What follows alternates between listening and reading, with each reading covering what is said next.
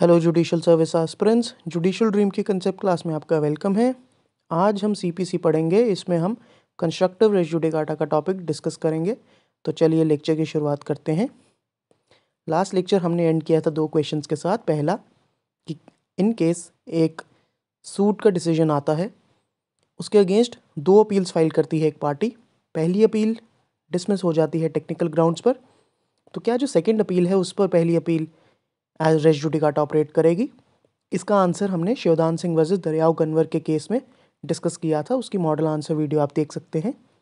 Second question हमारा ये था कि इन केस एक पार्टी एक सूट में कुछ इश्यूज को नहीं रेज करती, लेकिन सब्सिक्वेंटली वो दूसरे सूट में उन इश्यूज को रेज करती है, तो क्या यहाँ पर एक लीगल फिक्शन क्रिएट की जा सकती है कि आपको ये इश्यूज पहले सूट में रेज करने चाहिए थे क्योंकि देवर इन योर नॉलेज, और अब आप नहीं कर सकते and it would amount to res judicata. तो आज हम इसी को डिस्कस करेंगे कंस्ट्रक्टिव रेस जुडिकाटा के टॉपिक के अंदर। तो रेस जुडिकाटा का मतलब है जहां पर एक मैटर डिसाइड हो चुका है, a matter has been adjudicated. Matter has been adjudicated का मतलब जहां इश्यूज पर डिसीजन आया है। इश्यूज की जब हम बात करते हैं, इश्यूज तब राइज होते हैं जब एक पार्टी एक चीज़ असर्ट करती है, दूसरी पार्टी उस चीज़ को डिनाई करती है, तो एक कॉन्फ्लिक्ट पैदा होता है। इसी कॉन्फ्लिक्ट को हम इशू का नाम देते हैं लॉ में। तो जब कोई कोर्ट किसी इशू को डिसाइड कर देती है तो हम ये बोलते हैं सेम इशू को आप दोबारा कोर्ट में लेकर नहीं जा सकते, इसीलिए रेस जुडिकाटा का प्रिंसिपल इन पे अप्लाई होगा। यही रेस जुडिकाटा का प्रिंसिपल कहता है कि जहां एक इशू डिसाइड हो चुका है दोबारा उसको रीलिटिगेट आप नहीं करेंगे। लेकिन ऐसे सिनारियो का क्या जहां पर एक इशू रेज किया जा सकता था, पार्टीज ने रेज नहीं किया? एक सूट में रेज किया जा सकता का मतलब इश्यूज के कॉन्टेक्स्ट में आप इसे समझिए कि कोई पार्टी एक चीज़ असर्ट कर सकती थी लेकिन उसने असर्ट नहीं की, या फिर डिफेंडेंट जो है वो एक चीज़ को डिनाई कर सकता था कुछ ग्राउंड या एक्सक्यूज देकर, लेकिन उसने डिनाई नहीं किया।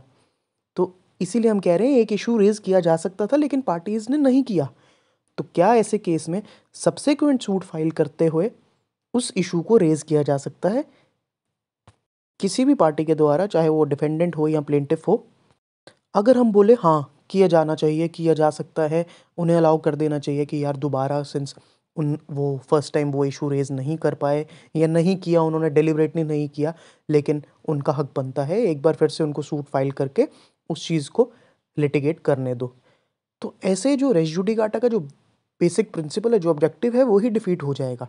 जो वो जिस पब्लिक पॉलिसी, जिस प्राइवेट पॉलिसी पे वो बेस्ड है कि they should be an end to litigation, no one should be vexed twice for the same cause, ये सब निगेट हो जाएंगे प्रिंसिपल्स। इसीलिए हम एक लीगल फिक्शन क्रिएट करते हैं, एक लीगल कंस्ट्रक्ट क्रिएट करते हैं जहां पर हम ये कहते हैं ऑल्दो आपने वो इशू पहले रेज नहीं किया, चाहे आप डिफेंडेंट हो या फिर आप प्लेंटिफ हो, कि प्लेंटिफ उसे यूज़ कर सकता था केस को जीतने के लिए, डिफेंडेंट उसे यूज़ कर सकता था केस को जीतने के लिए या डिफेंड करने के लिए, लेकिन आपने नहीं किया।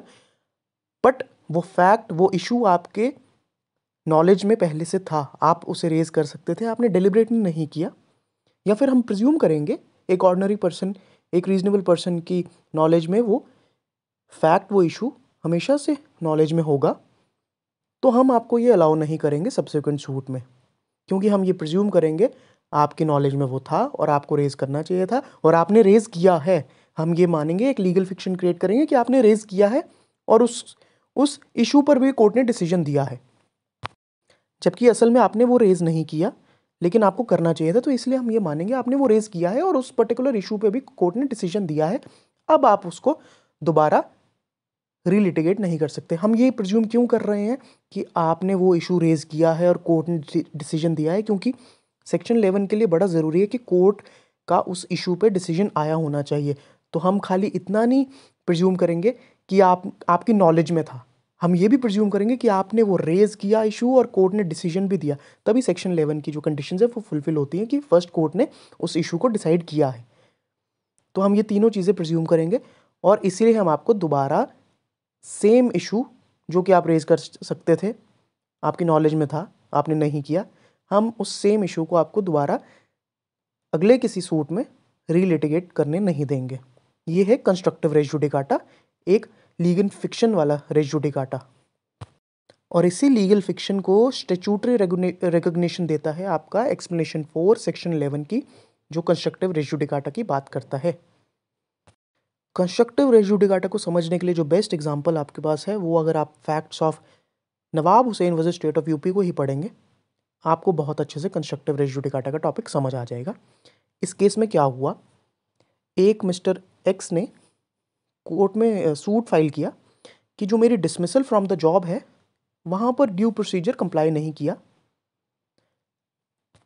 जो कोर्ट है उन्होंने इनकी ये रिट पिटिशन को डिसमिस कर दिया। कोर्ट ने बोला ड्यू प्रोसीजर कंप्लाई हुआ है। उसके बाद इन्होंने सब्सिक्वेंट सूट में एक इशू रेज किया कि सिंस मुझे आईजी ने अपॉइंट किया था तो मुझे डीआईजी ने जो डिसमिस किया है वो इरेगुलर है, मुझे आईजी ही डिसमिस कर सकता था क्योंकि सिंस अपॉइंटिंग अथॉरिटी वो थे। तो फिर से मेरा कंप्लायंस ऑफ प्रोसीजर नहीं हुई है वाइल डिसमिसिंग में, मुझे प्रोसीजर को कंप्लाई नहीं किया गया है मुझे डिसमिस करते वक्त, तो इसलिए मेरा जो डिसमिसल है उसको इनवैलिड डिक्लेयर किया जाए। तो इस सब्सिक्वेंट सूट में जो उनकी कंटेंशन थी, जो उनका इशू था, उसको ट्रायल कोर्ट ने माना, उसको एपेलेट कोर्ट ने माना, हाई कोर्ट ने माना। लेकिन सुप्रीम कोर्ट में फिर से स्टेट ऑफ यूपी आई और उन्होंने स्टेट ऑफ यूपी ने बोला कि यहाँ पर कंस्ट्रक्टिव रेस जुडिकाटा लगना चाहिए।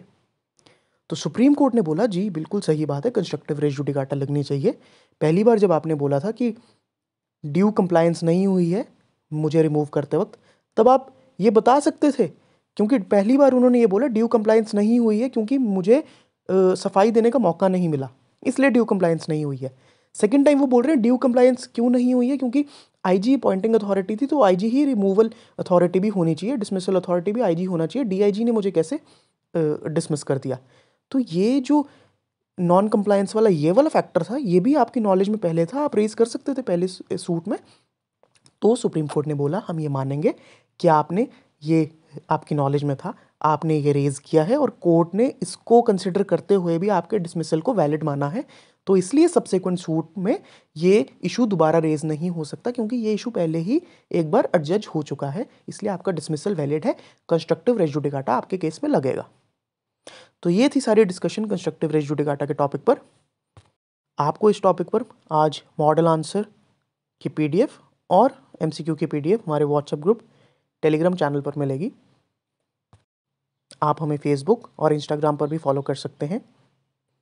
अगर आप मध्य प्रदेश जुडिशियल सर्विस का एग्ज़ाम देने जा रहे हैं तो आप हमारे मॉक टेस्ट सीरीज़ को एनरोल करवा सकते हैं। हमारे डेमो मॉक्स को एनालाइज करके, ब्रोशर को रीड करके आप सीरीज़ के लिए एनरोल कर सकते हैं खुद को। अगर आपको वीडियो पसंद आई तो आप चैनल को सब्सक्राइब कर सकते हैं, वीडियो को लाइक एंड शेयर कर सकते हैं।